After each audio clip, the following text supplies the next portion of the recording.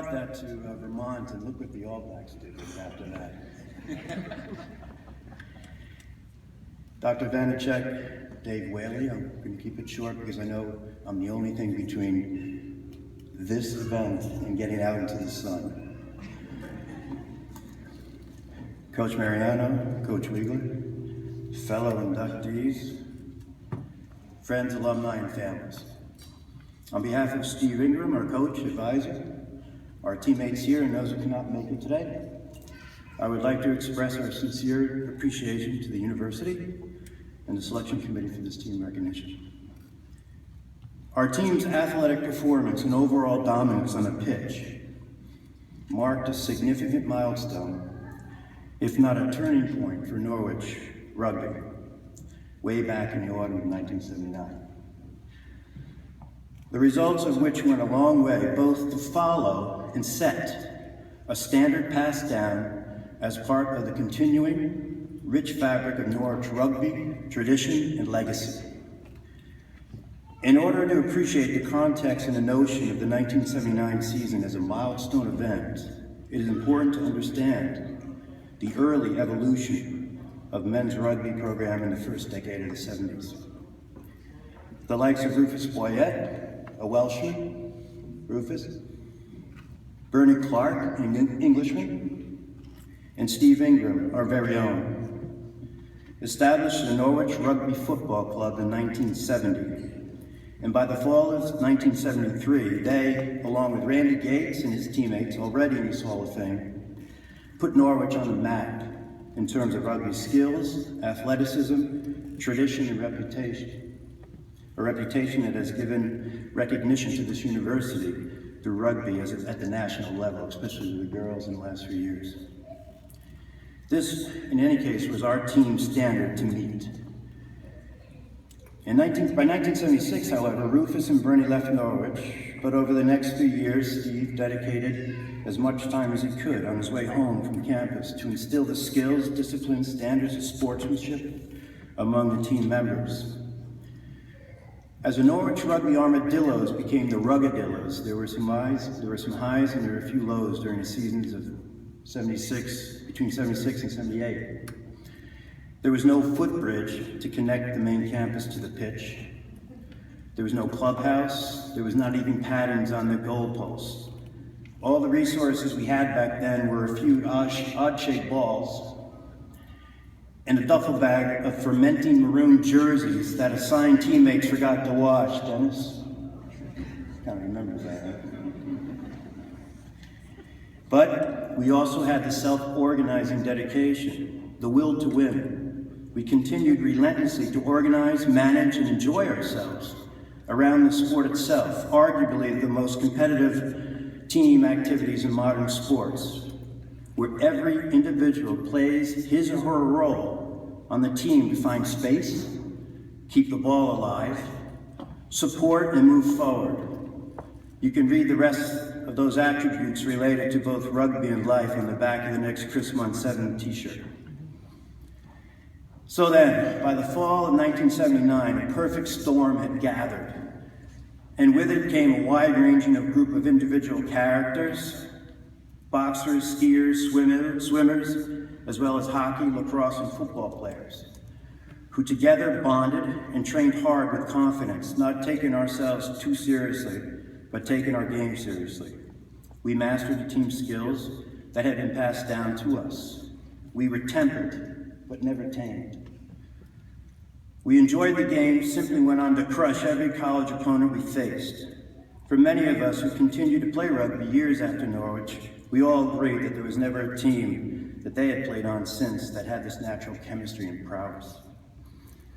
Over the last 2 days, I asked some of my fellow teammates back here to describe in a few words what attributes went into making this team so good.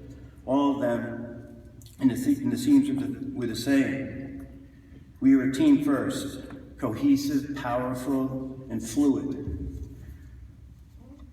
But of all I heard over the past few days, the most poignant and the one which resonated with me most was from my dear friend Chris. He said simply, "With you," which means I'm in support, applicable to both rugby and to life. We had overcome the erroneous perception that rugby at Norwich was one of blood and thunder mayhem as a prelude to social beer drinking. We sort of did. I'm just kind of embellishing that one, but. And again, this marked a significant turning point. In fact, I tucked away in my senior yearbook a letter. It was written to me as a club president, and the same was written to Jay as a captain, which duly recognized Norwich as a legitimate athletic program in its own right and set the stage for the years to come.